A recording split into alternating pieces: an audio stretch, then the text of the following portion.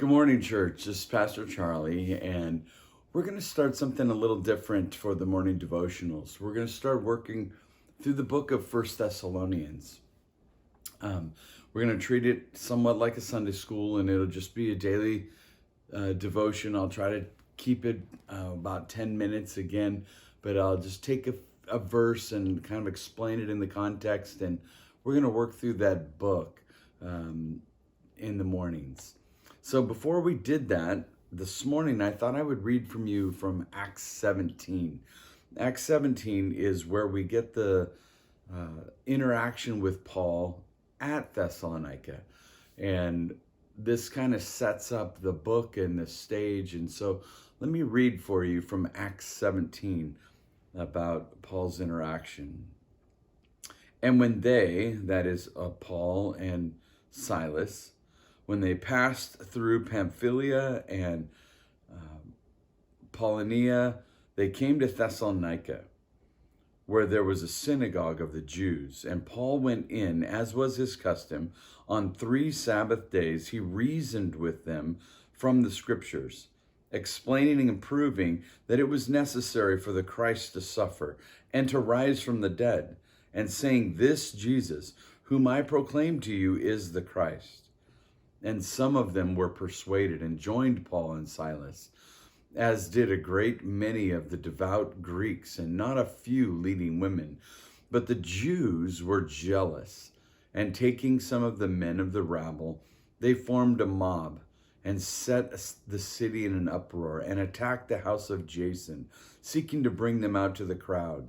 But when they could not find them, they dragged Jason and some of the brothers before the city authorities, shouting, "These men who have turned the world upside down have come here also, and Jason has received them, and they are acting against the decrees of Caesar, saying that there is another king, Jesus."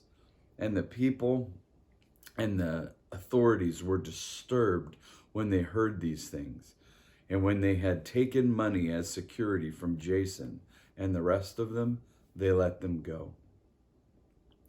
Now the brothers immediately sent Paul and Silas away at night to Berea, and there they arrived and went to the Jewish synagogue. And so this is Paul's interaction at Thessalonica. He shows up, and for 3 weeks he's proclaiming from the Old Testament, showing that the Christ must suffer, die, rise from the dead, and then saying Jesus is that guy. Jesus is that one that has accomplished those things. So Paul spent 3 weeks proclaiming the gospel, and he was proving this from the Old Testament in a synagogue of the Jews. So the Jews would be familiar with the passages of Scripture, but Paul was taking them, and they didn't like it. Did you notice that the reason was not that Paul was wrong, not that Paul was misrepresenting Scripture. The Jews were jealous. They were jealous that Paul was winning a crowd. They were jealous that Paul was having people follow him. And so they stirred up the crowd. And when they couldn't get Paul and Silas, they dragged Jason, this guy that was loaning their house. And then they took his money to keep for themselves. The authorities did. And then they let Jason back into the city. Paul and Silas, they sent away. They went to Berea. They started a ministry there. The Jews from Thessalonica went up to Berea and ran them out of there. And then they went off to Athens and then eventually to Corinth.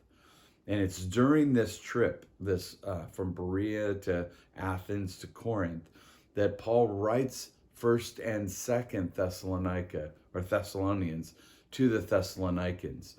And he writes to them concerned for them. But understand, Paul had only spent a month, maybe, proclaiming the gospel to this young church. And this church becomes established, and Paul then writes his letters to them. Church, we're going to read these letters, and we're going to interact with them over the next couple of months. So lock in, okay? Love you, church, and we'll talk to you tomorrow.